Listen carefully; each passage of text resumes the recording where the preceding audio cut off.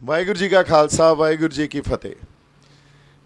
ਪਹਿਲਾਂ ਤਾਂ ਅਸੀਂ ਮੈਂ ਪਿਛਲੇ ਕੁਝ ਦਿਨਾਂ ਤੋਂ ਜਿਵੇਂ ਹੁਣ ਆਪਾਂ ਗੱਲ ਕਰ ਰਹੇ ਸੀ ਵੀ ਸਾਡੀ ਮਾਨਸਿਕਤਾ ਸਮਝਣ ਦੀ ਗੱਲ ਕਰ ਰਹੇ ਹਾਂ। ਦੂਜੀ ਗੱਲ ਇਹ ਕਰ ਰਹੇ ਹਾਂ ਵੀ ਜਦੋਂ ਕੋਈ ਕਿਸੇ ਤਰ੍ਹਾਂ ਦੀ ਵੀ ਘਟਨਾ ਹੁੰਦੀ ਆ, ਕੋਈ ਇੱਕ ਜਿਵੇਂ ਆਪਣੇ ਇੱਥੇ ਉਹਦੇ ਖਾਲਿਸਤਾਨ ਦਾ ਨਾਰਾ ਲੱਗਿਆ है ना, खालिस्तान का नारा लगे। आप दोबारा गल करते हैं क्योंकि लाइव आ कई बंदे उत्थे भी सुन लैणगे जी। खालिस्तान का नारा लाउणा मैं फिर कहना भी साडा हक आ, असीं खालिस्तान तो पिछे नहीं हटते। असीं किसी भी तरह के संघर्ष के वहण तो, संघर्ष के बड़े वहण बहिंदे आ बाई, इनू साइलेंट ते कर लो, बड़े वहण बहिंदे आ संघर्ष के। संघर्ष का एक वहण हो रहा सी जदों असी पहला साडे संत जरनैल सिंह भिंडरां वालियां ने लड़ाई लड़ी। संतां ने जिद्दें तक दरबार साहब ते अटैक नहीं होया उदों तक आनंदपुर साहब दे मते ते पहरा दिता, खुद मुख्तियारी ते पहरा दिता। उन्हां नूं बहुत जोर ला लिया ये कहण ते भी तुसीं खालिस्तान कहो भी चाहुंदे हो। वो कहते जी मैं नहीं चाहता, पर जे सरकारां देणगियां असीं लै लांगे, असीं 47 वाली गलती नहीं करते। पर हजे असीं यूनीयन दे विच रह के ही देखना। आनंदपुर साहब ते पूरा पहरा दिंदे रहे, जोर ला लिया सरकारां ने, पर संतां ने कदे भी आपदे मूँह चों ये गल नहीं कढ़ी भी असीं खालिस्तान लई लड़ रहे हैं। क्यों? दूरदर्शी सी, समझ सी उन्हां नूं भी साडी लड़ाई हजे की आ। साडी लड़ाई उस टाइम आनंदपुर साहब दे मते च भी खुद मुख्तियारी दी गल सी, आपदे फैसले पंजाब आप कर सके वो हक लैण दी गल सी। ते कल्ले पंजाब नूं नहीं, होरां सूबिआं नूं भी दिओ। अच्छा, ये संघर्ष होया और इस संघर्ष ने आके सानूं पता भी 84 च ब्लू स्टार ऑपरेशन हो गया, दरबार साहब ते अटैक हो गया, तो वो सारा कुछ साडी कौम ने पंजाब ने हंडाया। सानू पता सी की कुछ उस उन्हां दिनां च साडे ते बीतिया। फिर साडे खाड़कू ਸਿੰਘਾਂ ने हथियारबंद लड़ाई लड़ी। उस हथियारबंद लड़ाई च बड़ियां शहादतां होईयां, बड़ा खून डुलिया। वो भी संघर्ष आपदी जगह वो भी ठीक सी, मैं कदे भी नहीं ये कहंदा वो गलत संघर्ष सी। उस संघर्ष ने सानू बहुत कुछ दिता, असी गवाया बहुत कुछ आ, पर जे असी कहिए प्राप्तियां नहीं हुई, बहुत प्राप्ति आ उस संघर्ष की। अच्छा, जे वो संघर्ष नहीं लड़िया जाता तो किते ना किते पंजाब दा मिहना रहना सी, क्योंकि ये गल संत आप कह के गए सी भी मैं कौम नूं एक बारी तो प्रतख करा दूंगा भी तुसीं गुलाम हो। उदों बाद कौम लड़ाई आपदी आपे लड़ लूगी। सो फिर कौम ने लड़ाई लड़ी, नहीं तो मिहना रहना सी पंजाब दा भी साडे सिरां साडे गलां च गुलामी पाती ते साडी लड़ाई कौन लड़ रहा। ते उन्हां ने वो बंदियां ने लड़ाई लड़ी। सरकारां तां बदनाम ही करदियां हुंदियां, इन्हां दे काम आ भी जिहड़ा इन्हां तो जिहड़ा विके ना उहनूं बदनाम कर दो। सो उस लड़ाई तो बाद सानू पता जिस वेले संत जरनैल सिंह भिंडरां वाले आनंदपुर साहब के मते ते पहरा दे रहे सी, साडे पोलीटिकल धिरां ने उत्थे गदारियां कीतियां। कोई पॉलिटिक्स दा उस वेले दी शख्सियत नाल नहीं खड़ी।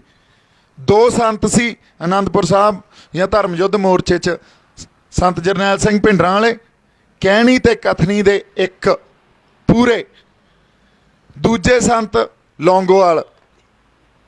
सानू सब नूं पता रसगुल्ले खा के गदारियां कीतियां, फिर पंथ ने बख्शे थोड़ी आ। हुण इदों बाद आउणे आ जदों साडे खाड़कू ਸਿੰਘਾਂ ने हथियारबंद संघर्ष लड़िया। उस वेले किसी इंटलैक्चुअल वर्ग ने, किसी एलीट ने, किसी पढ़े लिखे बंदे ने उन्हां दा साथ नहीं दिता, किसी लीडर ने उन्हां दा साथ नहीं दिता, गदारियां करते रहे। सो ਇਹਦਾ मतलब अच्छा उदों बाद ਆਪਾਂ 2005 'ਚ ਉਹ मूवमेंट खत्म हुई, 2005 तो अज 2020 'ਚ बैठे हाँ। ਹੁਣ ਤੱਕ 15 ਸਾਲਾਂ 'ਚ ਸੰਘਰਸ਼ ਦੇ ਹੋਰ ਵਹਿਣ ਵਹੇ ਹੋਣੇ ਆ। ਰੀਸੈਂਟ ਤਾਂ ਸਾਡੇ ਕੋਲੇ ਬਰਗਾੜੀ, ਸਰਬੱਤ ਖਾਲਸਾ, ਉਦੋਂ ਪਿੱਛੇ ਦੇਖ ਲਓ ਹੋਰ ਬੜੇ ਮੋਰਚੇ ਲੱਗੇ ਹੋਣੇ ਆ। ਜਾਂ ਨਿਆਂ ਲੈਣ ਖਾਤਰ ਅਸੀਂ ਬੜੀਆਂ ਲੜਾਈਆਂ ਲੜੀਆਂ ਵੀ ਸਾਨੂੰ 84 ਦਾ ਨਿਆਂ ਮਿਲੇ, ਸਾਨੂੰ ਨਵੰਬਰ 84 ਦਾ ਵੀ ਨਿਆਂ ਮਿਲੇ।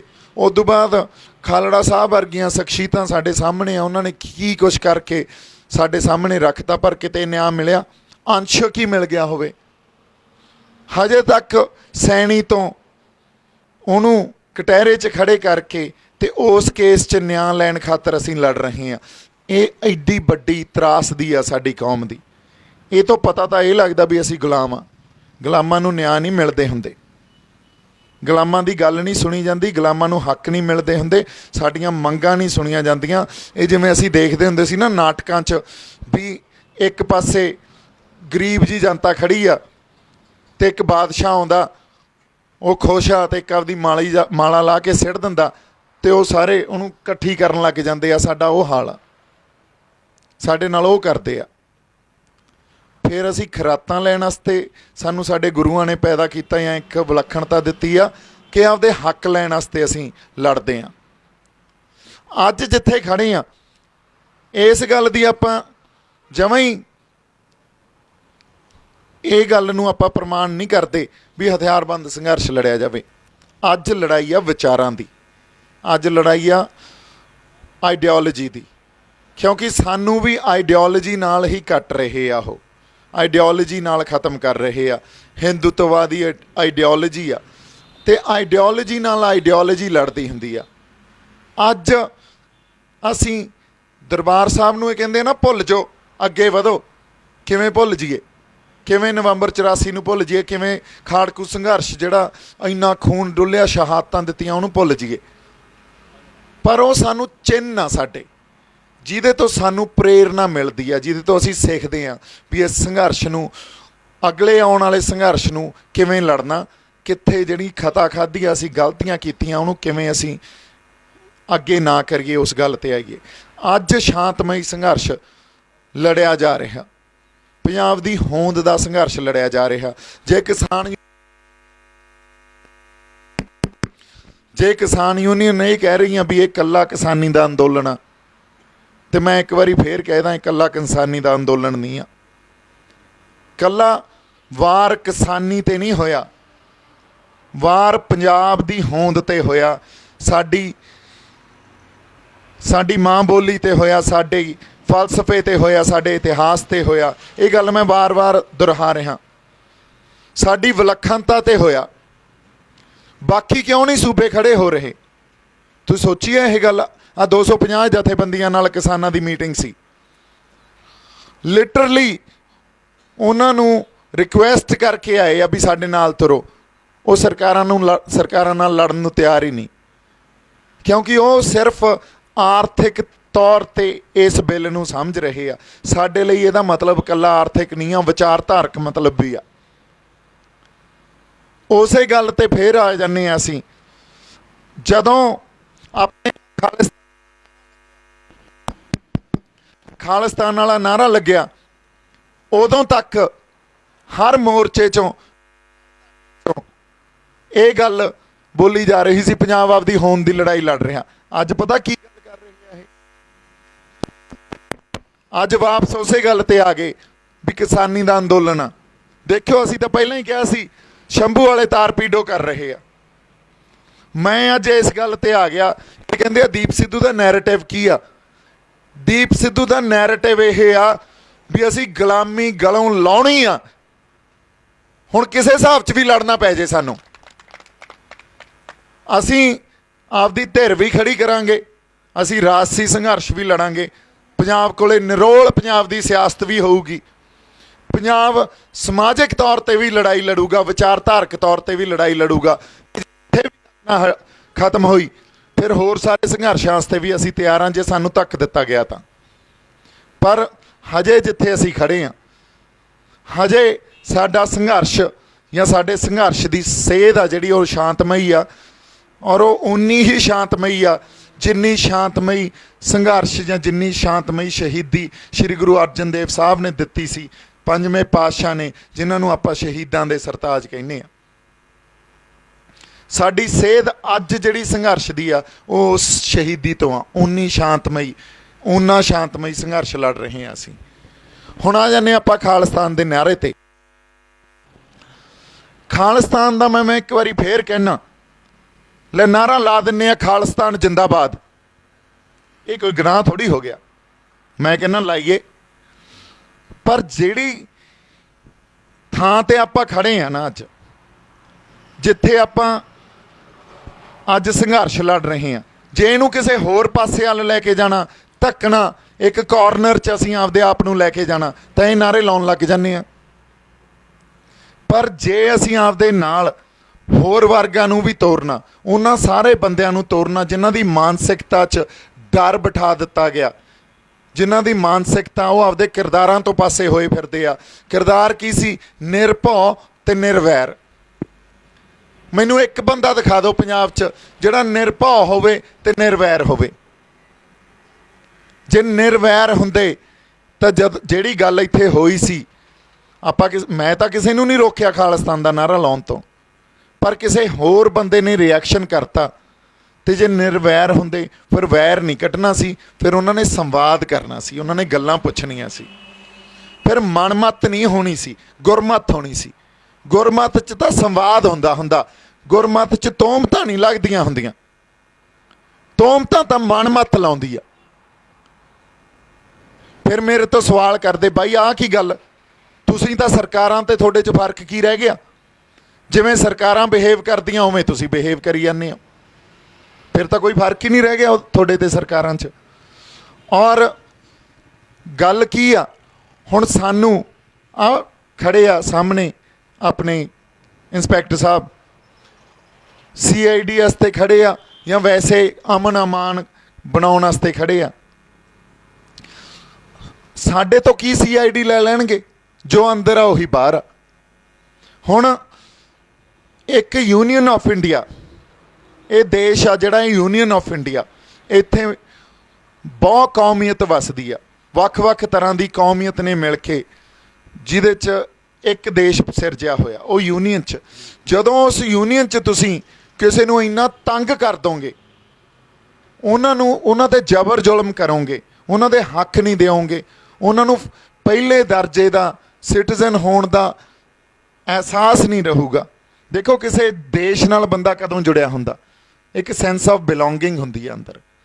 ਦੇਸ਼ ਮੇਰਾ ਮਾਣ ਤੇ ਸਨਮਾਨ ਦੀ ਰੱਖਿਆ ਕਰੂਗਾ, ਮੇਰੀ ਆਪਦੀ ਸਿਕਿਉਰਿਟੀ ਕਰੂਗਾ, ਤੇ ਮੇਰਾ ਦੇਸ਼ ਪ੍ਰਤੀ ਵਫਾਦਾਰ ਰਹਿਣਾ। ਇਹ ਆਪਸ 'ਚ ਇੱਕ ਸੰਧੀ ਆ ਦੇਸ਼ ਤੇ ਬੰਦੇ ਦੀ। ਜਦੋਂ ਇਹ ਸੰਧੀ ਤੇ ਸੱਟ ਵੱਜਦੀ ਆ ਤੇ ਦੇਸ਼ ਦੀਆਂ ਸਰਕਾਰਾਂ ਮਾਰਦੀਆਂ, ਤੇ ਫਿਰ ਬੰਦੇ ਦੀ ਵਫਾਦਾਰੀ ਵੀ ਖਤਮ ਹੋ ਜਾਂਦੀ ਆ।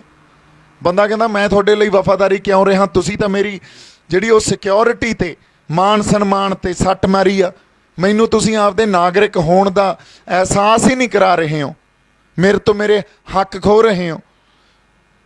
ਸੋ ਉਦੋਂ ਵੱਖਵਾਦ ਦੀ, ਖਾਲਿਸਤਾਨ ਦੀ, ਤਾਮਿਲਨਾਡੂ 'ਚ ਤੇਲੰਗਾਨਾ ਕਹੀ ਜਾਂਦੇ ਆ, ਉਹ ਬੰਗਾਲ ਵਾਲੇ ਕੁਛ ਆਪਦਾ ਮੰਗਾਂ ਕਰੀ ਜਾਂਦੇ ਆ, ਮਹਾਰਾਸ਼ਟਰ ਵਾਲੇ ਆਪਦੀ ਕਰੀ ਜਾਂਦੇ ਆ, ਕਸ਼ਮੀਰ ਵਾਲੇ ਆਪਦੀ ਕਰੀ ਜਾਂਦੇ ਆ, ਨਾਗਾਲੈਂਡ ਵਾਲੇ ਆਪਦੀਆਂ ਕਰੀ ਜਾਂਦੇ ਆ। ਉਦੋਂ ਇਹ ਗੱਲਾਂ ਉੱਠਦੀਆਂ। ਸੋ ਉਲਟਾ ਡੈਮੋਕ੍ਰੇਸੀ ਦੀ ਮੀਨਿੰਗ ਆ ਜਿਹੜਾ, ਉਹ ਤਾਂ ਸਰਕਾਰਾਂ ਨੂੰ ਸਮਝਣਾ ਚਾਹੀਦਾ। ਅਸੀਂ ਤਾਂ ਬੜੇ ਡੈਮੋਕ੍ਰੈਟਿਕ ਵੇ 'ਚ ਆਪਦੀ ਗੱਲ ਰੱਖ ਰਹੇ ਹਾਂ ਤੇ ਆਪਦਾ ਇੱਕ ਵਿਊ ਪੁਆਇੰਟ ਹੀ ਰੱਖ ਰਹੇ ਹਾਂ ਨਾ।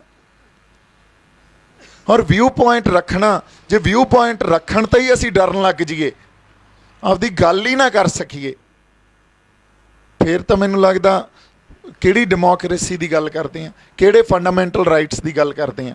ਔਰ ਫੰਡਾਮੈਂਟਲ ਰਾਈਟ ਕੌਨਸਟੀਟਿਊਸ਼ਨ 'ਚ ਇਹ ਕਹਿੰਦਾ I have a right to speak. ਸੰਵਿਧਾਨ ਦਿੰਦਾ ਸਰ ਰਾਈਟ ਟੂ ਸਪੀਕ, ਤੁਸੀਂ ਤਾਂ ਪੜ੍ਹਿਆ ਹੋਊਗਾ ਸਰ।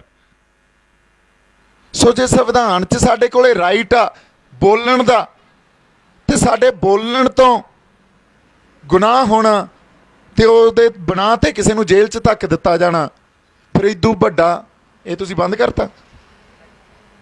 ਅੱਛਾ ਹਾਂਜੀ, ਉਦੋਂ ਵੱਡਾ ਅਸੀਂ ਕਹਿ ਲਈਏ ਵੀ ਜਿਹੜਾ ਸੈਂਸ ਆਫ ਬਿਲੋਂਗਿੰਗ ਨੂੰ ਲੈ ਕੇ ਜਾਣਾ, ਇਸ ਦੇਸ਼ ਨਾਲ ਸਾਡੀ ਸੈਂਸ ਆਫ ਬਿਲੋਂਗਿੰਗ ਨੂੰ ਲੈ ਕੇ ਜਾਣਾ, ਸਾਡੇ ਜਿਹੜੇ ਅਸੀਂ ਮੂਲ ਅਧਿਕਾਰ ਆ ਉਹਨਾਂ ਨੂੰ ਹੀ ਇੰਨੇ ਐਡੇ ਵੱਡੇ ਤੌਰ ਤੇ ਤੁਸੀਂ ਸਾਡੇ ਤੋਂ ਲੈ ਜਾਣਾ, ਫਿਰ ਸਾਡੇ ਕੋਲੇ ਤੁਹਾਡੀ ਵਫਾਦਾਰੀ ਕਾਹਦੀ ਰਹਿ ਗਈ। ਜਿੱਦਾਂ ਅੱਜ ਦੇਖੋ,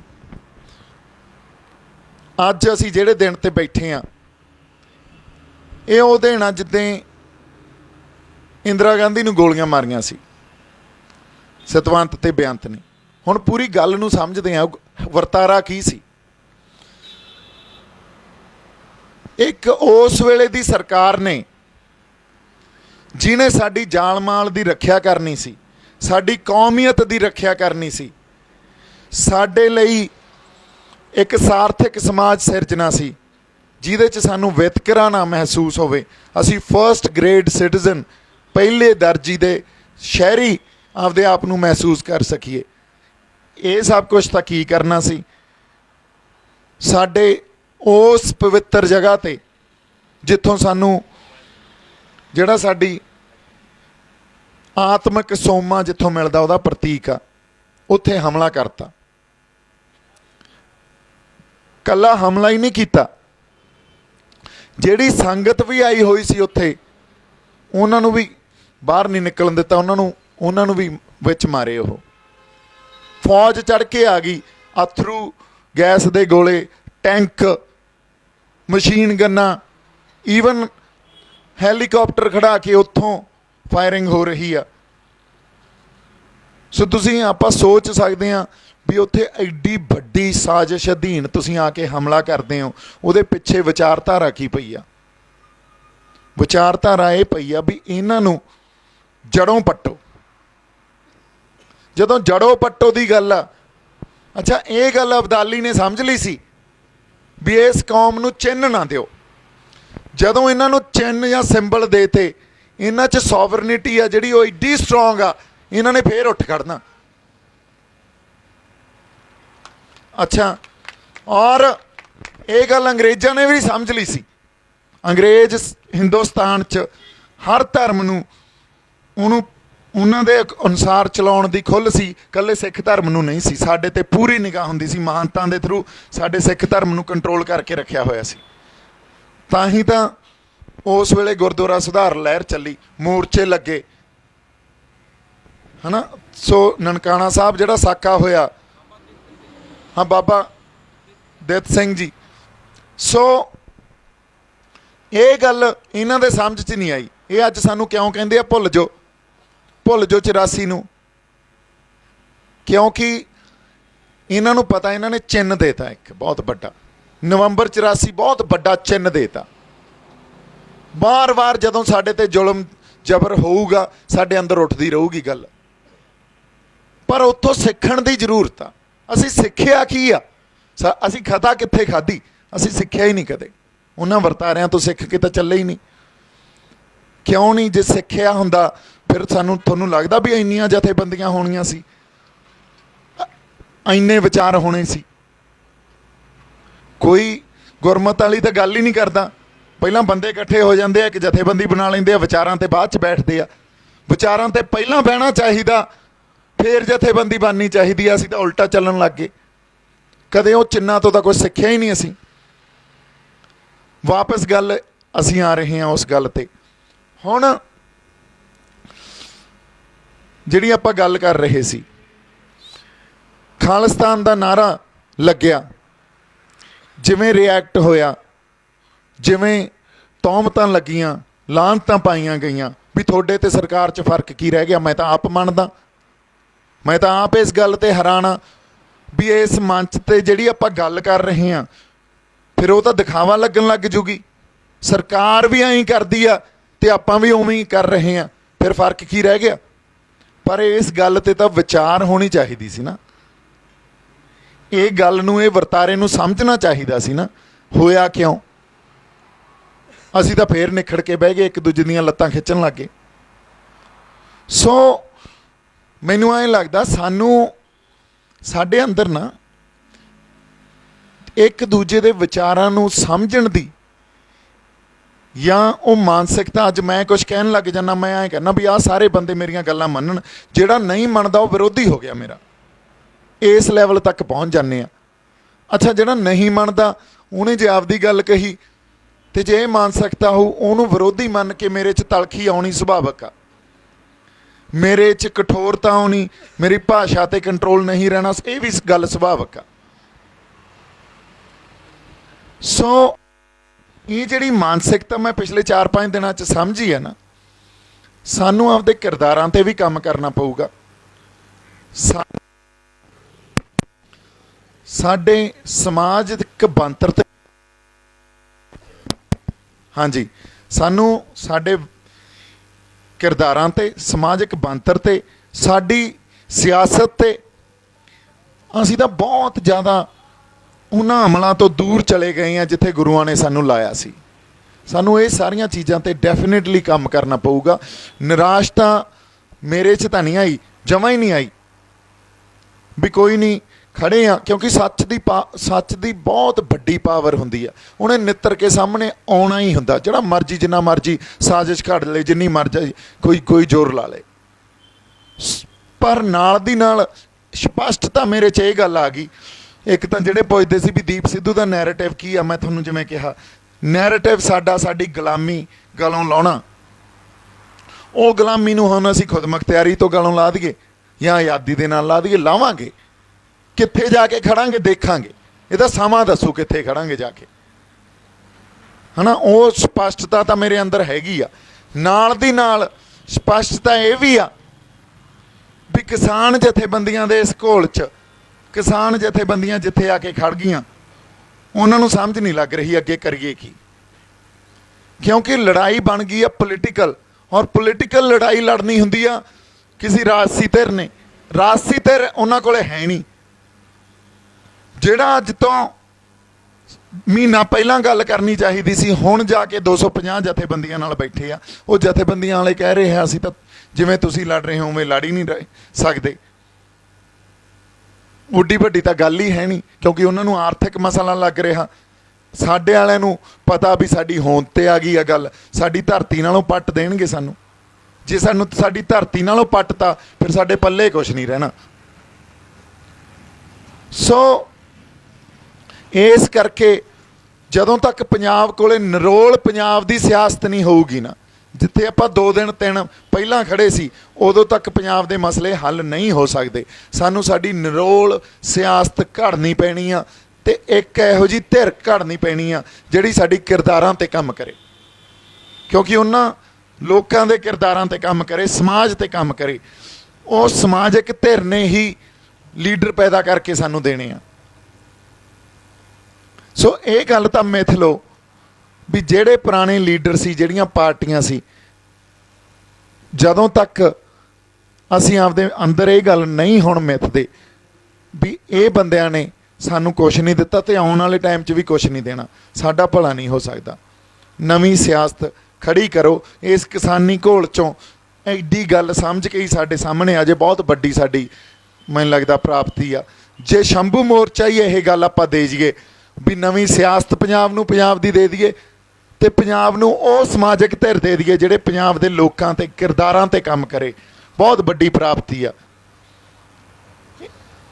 ਇੱਥੇ ਬੈਠੇ ਆ ਆਪਾਂ, ਅੱਜ ਮੈਂ ਗੱਲ ਕਰ ਰਿਹਾ ਵੀ ਮਾੜੀ ਮੋਟੀ ਸੋਧ ਭਲਾ ਸਰਕਾਰ ਦੇ ਦੇ, ਪਰ ਸਰਕਾਰ ਨੇ ਕੁਛ ਨਹੀਂ ਦੇਣਾ।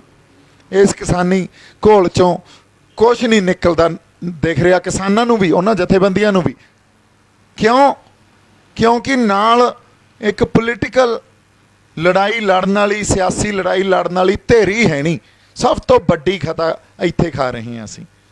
ਅੱਜ ਜੇ ਕਿਤੇ ਕੈਪਟਨ ਸਾਹਿਬ ਲੈ ਜਾਂਦੇ ਨਾ ਸਟੈਂਡ ਵੀ ਮੇਰੇ ਸਟੇਟ 'ਚ ਵੜ ਕੇ ਦਿਖਾਓ ਹੁਣ ਤੁਸੀਂ ਸੈਂਟਰ ਦਾ ਕੋਈ ਬੰਦਾ, ਜਦੋਂ ਤੱਕ ਸਾਨੂੰ ਹੱਲ ਨਹੀਂ ਦਿੰਦੇ ਆ ਜਾਓ, ਕੋਈ ਨਹੀਂ, ਤੁਹਾਨੂੰ ਲੱਗਦਾ ਕਿਤੇ ਗੱਲ ਨਹੀਂ ਹੋਣੀ ਸੀ? ਤੁਹਾਡੀ ਪੰਜਾਬ ਦਾ ਮਸਲਾ, ਸਾਰੇ ਪੰਜਾਬ ਦਾ, ਲੋਕ ਸੜਕਾਂ 'ਤੇ ਆ, ਤੇ ਸਰਕਾਰ ਕਿਹਨੇ ਚੁਣੀ ਆ? ਲੋਕਾਂ ਨੇ। ਪੰਜਾਬ ਸਰਕਾਰ ਜਿਹਨੂੰ ਆਪਾਂ ਕਹਿੰਦੇ ਆ, ਕਿਉਂ ਨਹੀਂ ਸਟੈਂਡ ਲਿਆ? ਕਿਉਂ ਨਹੀਂ ਸਟੈਂਡ ਕਿਸੇ ਹੋਰ ਪਾਰਟੀ ਨੇ ਲਿਆ? ਇਹੀ ਸਟੈਂਡ ਲੈਣ ਵਾਲੀ ਸਾਨੂੰ ਸਿਆਸਤ ਖੜੀ ਕਰਨੀ ਪੈਣੀ ਆ, ਜਿਹੜੀ ਕੱਲ੍ਹ ਨੂੰ ਜਦੋਂ ਕੋਈ ਸੰਘਰਸ਼ ਪੰਜਾਬ ਦੇ ਲੋਕ ਵਿੱਢਣ, ਉਹ ਕਹਿਣ नाल खड़े आ, स्टेट च वड़ के दिखाओ तुसीं, देखते हैं किहड़ा वड़दा, किहड़ा लीडर सेंटर का वड़दा स्टेट च। ये कहते हैं ना अस्तीफा जेब च ला के पा के बैठे हैं, वो तो सानू फिर ਜਿਹੜੇ मानसिकता ਨੂੰ ਉਲਝਾਉਣ वाले बयान ਹੁੰਦੇ ਆ। ਜੇ जेब च पाए ਹੁੰਦੇ फिर ये कहना सी भी जी पंजाब सरकार हुण तुसीं ला के दिखाओ राष्ट्रपति राज, असीं भी देखते हैं। साडे कोले साडी पुलिस है नहीं, साडे कोले साडे होर ऑर्गेनाइजेशनस है नहीं, लड़ूगा पंजाब, पर इहो जिहा लीडर ही है नहीं साडे कोले कोई। ਜਦੋਂ तक किसानां दे नाल इहो जिहा कोई लीडर खड़ा नहीं हुंदा, उदों तक जे असीं कहीए किसानां दे मसले च या किसी होर मसले च सानू हल मिल जूगा, सानू हल नहीं मिलना। इस सच नू समझ लईए असीं। इसे करके तो मैं कह रहा गुलाम आ असीं। गुलामां नू उन्हां दे हक नहीं मिलते हुंदे, गुलामां नू दियां मंगां नहीं मन्नियां जांदियां हुंदियां, उन्हां ते माला सिੱਟੀ ਜਾਂਦੀਆਂ एक ते आपते ਉਹਦੇ ਚ मोती जे वंड के आपदियां जेब च पा के ਉਹ घरां नू तुर ਜਾਂਦੇ आ। हुण ਇਹ ਅਸੀਂ डिसाइड कर लईए भी ਅਸੀਂ खरातां लैणीਆਂ कि हक लैणे आ। जे हक लैणे आ तो फिर लड़ाई लड़ो, आ जाओ फिर मैदान च। ते जिहड़ी गल हुण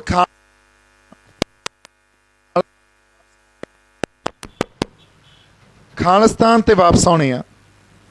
खालिस्तान जिंदाबाद के नारियां तो मैनू प्रॉब्लम नहीं आ, पर वो भाषा ने सानू पिछले 30-35 सालों च कुछ नहीं दिता। एक कॉर्नर ते लिया के खड़ा कर दिंदी आ वो भाषा, बाकी सारे वर्ग साडे तो टुट जाते हैं।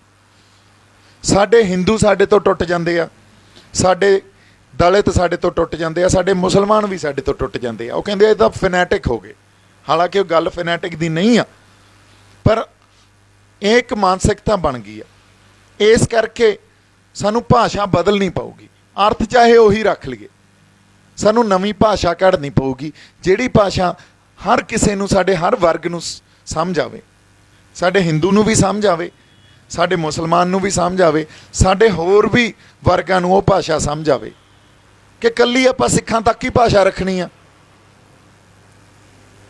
ये तुसीं आप डिसाइड कर लो। जे कल्ली सिखां तक भाषा रखनी आपां वो बोल लैने आ, जिस हर वर्ग नू समझ आउण वाली भाषा बोलनी आ तां वो बोल लैने आ। ये तां संगत डिसाइड कर ले, फिर मैनू जिवें हुक्म लाउणगे उवें कर लांगे आपां। सो ਇੰਨੀਆਂ ਕੁ ਗੱਲਾਂ ਆਪਾਂ ਕਰਨੀਆਂ ਸੀ, ਕੋਈ ਨਹੀਂ।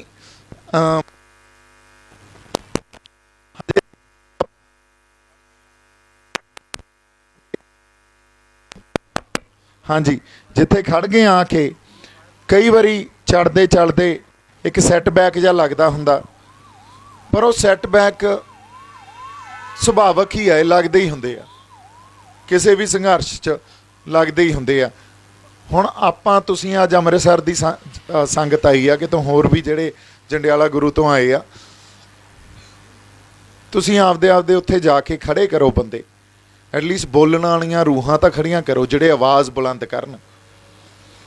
ਆਪਾਂ ਆਪਦੇ ਵਰਗੇ 100 ਬੰਦਾ ਵੀ ਦੇ ਗਏ ਪੰਜਾਬ ਨੂੰ, ਸਾਡੀ ਬਹੁਤ ਵੱਡੀ ਪ੍ਰਾਪਤੀ ਆ। ਸੱਚ ਤਾਂ ਭੁੱਲ ਗਏ, ਗੱਲ ਤਾਂ ਇਕੱਲੇ ਸੱਚ ਦੀ ਹੈ ਨਾ। ਆਪਾਂ ਤਾਂ ਇਹ ਨਹੀਂ ਕਹਿ ਰਹੇ ਤੁਸੀਂ ਆਓ ਜੀ ਹਥਿਆਰਬੰਦ ਲੜਾਈ ਲੜੋ, ਨਹੀਂ, ਸ਼ਾਂਤਮਈ ਢੰਗ ਨਾਲ ਲੜਾਈ ਲੜ ਰਹੇ ਹਾਂ। ਸੱਚ ਬੋਲੋ। ਜੇ ਅਸੀਂ ਸੱਚ ਬੋਲਣ ਵਾਲੀਆਂ ਰੂਹਾਂ ਹੀ ਦੇ ਗਏ 100-200 ਬੰਦਾ, ਬਹੁਤ ਵੱਡੀ ਪ੍ਰਾਪਤੀ ਹੈ ਆਪਣੀ। ਔਰ ਮੈਂ ਇੱਕ ਵਾਰੀ ਫੇਰ ਕਹਿਣਾ, ਜਿੱਡੀ ਵੱਡੀ ਸ਼ਕਤੀ ਸੱਚ ਦੀ ਆ, ਓਡੀ ਸ਼ਕਤੀ ਜਿੱਡਾ ਮਰਜ਼ੀ ਕੋਈ ਤਗੜੀ ਸਰਕਾਰ ਹੋਵੇ, ਕੋਈ ਹੋਰ ਧਿਰ ਹੋਵੇ, ਕੋਈ ਵਿਚਾਰਧਾਰਾ ਹੋਵੇ, ਜੇ ਉਹਦੇ ਕੋਲੇ ਸੱਚ ਹੈ ਨਹੀਂ ਪਿੱਛੇ, ਤਾਂ ਉਹਨੇ ਨਹੀਂ ਚੱਲਣਾ ਬਾਹਲੀ ਦੇਰ, ਉਹ ਡਿੱਗ ਹੀ ਪੈਣਾ। ਸੋ ਸੰਗਤ ਨੂੰ ਮੇਰੀ ਬੇਨਤੀ ਹੈ ਜੀ, ਇਦੋਂ ਬਾਅਦ ਆਪਾਂ ਹੋਰ ਜ਼ਿਆਦਾ ਸ਼ਮੂਲੀਅਤ ਲੈ ਕੇ ਇੱਥੇ ਆਪਦੇ ਜਿਹੜੇ ਦੋਸਤ ਯਾਰ ਮਿੱਤਰ ਹੋਰ ਸੰਗਤ ਆ ਉਹਨਾਂ ਨੂੰ ਲੈ ਕੇ ਪਹੁੰਚੀਏ। ਅਤੇ ਤੁਸੀਂ ਜੇ ਕਿਸੇ ਨੇ ਆਪਦੀ ਗੱਲਬਾਤ ਕਰਨੀ ਹੋਵੇ, ਬੇਖੌਫ ਆ ਕੇ ਗੱਲਬਾਤ ਕਰੋ। ਕੋਈ ਐਸੀ ਗੱਲ ਨਹੀਂ ਆ ਵੀ ਆਪਾਂ ਕਿਸੇ ਗੱਲ 'ਤੇ ਕਿਸੇ 'ਤੇ, ਕਿਉਂਕਿ ਆਪਣਾ ਮਨ 'ਚ ਹੀ ਇਹ ਆ। ਇੱਥੇ ਕੋਈ ਵੀ ਆ ਕੇ, ਕੋਈ ਹਿੰਦੂ ਭਰਾ ਵੀ ਆ ਕੇ ਆਪਦੇ ਵਿਚਾਰ ਰੱਖ ਸਕਦਾ। ਮੈਂ ਉਹਦੇ ਨਾਲ ਉਸ ਗੱਲ ਨੂੰ ਵੀ ਸੁਣਨ ਦੀ ਸਾਡੇ ਕੋਲੇ ਮਾਦਾ ਸਾਡੇ ਅੰਦਰ ਹੋਣਾ ਚਾਹੀਦਾ। ਕੋਈ ਮੁਸਲਮਾਨ ਵੀ ਰੱਖੇ, ਕੋਈ ਹੋਰ ਬੰਦਾ ਵੀ ਆ ਕੇ ਰੱਖੇ। ਗੁਰਮਤ ਤਾਂ ਜਿਹੜੀ ਇਹੀ ਕਹਿੰਦੀ ਆ ਵੀ ਸੁਣੋ, ਕੁਛ ਸੁਣੀਏ ਕੁਛ ਕਹੀਏ। ਜੇ ਅਸੀਂ ਸੁਣਾਂਗੇ ਹੀ ਨਹੀਂ, ਕੱਲਾ ਕਹੀ ਜਾਵਾਂਗੇ, ਫਿਰ ਤਾਂ ਗੱਲ ਤਾਂ ਗੁਰਮਤਿ ਦੀ ਨਹੀਂ ਹੋਈ ਨਾ। ਸੋ ਇੰਨੀਆਂ ਕੁ ਗੱਲਾਂ ਮੇਰੇ ਮਨ 'ਚ ਜੋ ਬੈਠੇ ਬੈਠੇ ਆ ਗਈਆਂ ਸੀ ਜੀ। ਸਹਿ ਸੁਭਾ ਕੇ ਹੀ ਜਿਹੜੀ ਗੱਲ ਹੁੰਦੀ ਆ ਉਹ ਆਪਾਂ ਕਰ ਲਈਆਂ। ਬਹੁਤ ਸਾਰਾ ਪਿਆਰ ਸਤਿਕਾਰ ਤੁਹਾਨੂੰ ਸਾਰਿਆਂ ਨੂੰ। ਸਤਿ ਸ਼੍ਰੀ ਅਕਾਲ ਜੀ। ਵਾਹਿਗੁਰੂ ਜੀ ਕਾ ਖਾਲਸਾ, ਵਾਹਿਗੁਰੂ ਜੀ ਕੀ ਫਤਿਹ। ਕੀ ਤੁਸੀਂ ਪਰੇਸ਼ਾਨ ਹੋ? ਚਮਤਕਾਰ ਹੁੰਦੇ ਵੇਖੋ ਆਪਣੀਆਂ ਅੱਖਾਂ ਸਾਹਮਣੇ। ਲਵ ਮੈਰਿਜ, ਵਸ਼ੀਕਰਨ ਸਪੈਸ਼ਲਿਸਟ, ਹਰ ਪਰੇਸ਼ਾਨੀ ਦਾ ਹੱਲ 100% ਗਰੰਟੀ ਨਾਲ ਪਾਓ। ਪਤੀ ਪਤਨੀ ਚ ਅਣਬਣ, ਕੀਤਾ ਕਰਾਇਆ, ਜਾਦੂ ਟੂਣਾ, ਸੌਤਨ ਦੁਸ਼ਮਣ ਤੋਂ ਛੁਟਕਾਰਾ, ਔਲਾਦ ਨਾ ਹੋਣਾ ਜਾਂ ਹੋ ਕੇ ਮਰ ਜਾਣਾ, ਲੋਟੋਮੈਕਸ ਜਾਂ ਲਾਟਰੀ ਨੰਬਰ ਪਾਓ। ਤੁਸੀਂ ਸੰਪਰਕ ਕਰ ਸਕਦੇ ਹੋ ਰਫੀਕ ਖਾਨ। Mobile number 9872608359। ਮੈਂ ਆਪਣੇ ਇਹ ਮੋਢਿਆਂ ਤੇ ਗੋਡਿਆਂ ਤੋਂ ਬਹੁਤ ਦੁਖੀ ਸੀ। ਮੇਰੇ ਲਈ ਤਾਂ ਤੁਰਨਾ ਫਿਰਨਾ ਵੀ ਇੰਨਾ ਔਖਾ ਹੋਇਆ ਸੀ, ਮੈਂ ਦੱਸ ਵੀ ਨਹੀਂ ਸਕਦਾ। ਪਰ ਜਦ ਤੋਂ ਮੈਨੂੰ ਫੀ ਰਿਲੀਫ ਮਿਲਿਆ, 2.5-3 ਮਹੀਨੇ ਇਸਤੇਮਾਲ ਕਰਨ ਤੋਂ ਬਾਅਦ ਗੋਡੇ ਵੀ ਓਕੇ, ਮੋਢੇ ਵੀ ਓਕੇ। ਜੇ ਤੁਸੀਂ ਵੀ ਕਿਸੇ ਇਸ ਤਰ੍ਹਾਂ ਦੀ ਬਿਮਾਰੀ ਤੋਂ ਪਰੇਸ਼ਾਨ ਹੋ तो बेझिझक होकर इसको इस्तेमाल करो। सिर्फ 2.5-3 महीने ये 125 बीमारियां तक का इलाज कर सकता है। फी रिलीफ हमेशा याद रखो। बस कुछ दिनों तो मैनू बालों की बड़ी समस्या सी, मेरे बाल झड़ने शुरू हो गए सी। मैनू मेरे दोस्त ने ऑयल फी रिलीफ वाले दसिया। मैं ये तेल 3 महीने लाना अपने सिर ते अप्लाई किया। ये बिल्कुल आयुर्वैदिक तेल है, इसका कोई साइड इफैक्ट नहीं है। तो मेरे बाल जेडे गंजपन पैना शुरू हो गया सी, वो दोबारा आने लग गए। तो मैनू तो बड़ा फायदा दिता इसने। जे तुहानू भी किसी इस तरह की प्रॉब्लम का तुसीं सामना कर रहे हो तो ये तेल लाना ना भुल्लो। कितना किती असीं अपने बालां करके शर्म फील करते हैं, कितनी सोसाइटी बैठे हैं कि कोई मजाक ना कर रहा है। पर थैंक्स टू फ्री लीफ जिन्हें मेरा कॉन्फिडेंस बिल्ड किया, जिहदे लगान नाल मैं मार्केट च बड़ा ही कॉन्फिडेंट हाँ। और इहदे नाल मैनूं बड़ा फायदा होया। तो मैनूं सर्वाइकल की भी दिक्कत सी, तो ਉਹਦੇ ਨਾਲ ਵੀ ਮੈਨੂੰ ਬੜਾ ਰਿਲੀਫ ਮਿਲਿਆ। ਇਹ ਯੂਜ਼ ਕਰੋ ਤੇ ਮੈਂ ਪ੍ਰੈਕਟੀਕਲ ਯੂਜ਼ ਕਰ ਰਿਹਾ। ਜਦੋਂ ਸਮੱਸਿਆ ਦਾ ਹੈ ਹੱਲ, ਫਿਰ ਕਿਉਂ ਹੋ ਪਰੇਸ਼ਾਨ? ਜਿਵੇਂ ਮਨ ਚ ਆਇਆ ਪਿਆਰ, ਪਤੀ ਪਤਨੀ ਚ ਅਣਬਣ, ਕਾਲੇ ਜਾਦੂ ਦਾ ਖਾਤਮਾ, ਵਸ਼ੀਕਰਨ, ਲਾਟਰੀ ਨੰਬਰ ਪਾਓ, ਪਿਆਰ ਵਿੱਚ ਧੋਖਾ ਖਾਦੇ ਹੋਏ ਪ੍ਰੇਮੀ ਪ੍ਰੇਮਿਕਾ, ਇੱਕ ਵਾਰ ਜ਼ਰੂਰ ਮਿਲੋ। ਸੰਪਰਕ ਕਰੋ ਵਿਸ਼ਵਨਾਥ ਤਾਂਤਰਿਕ। ਤੁਸੀਂ ਸੰਪਰਕ ਕਰ ਸਕਦੇ ਹੋ 90244 70842।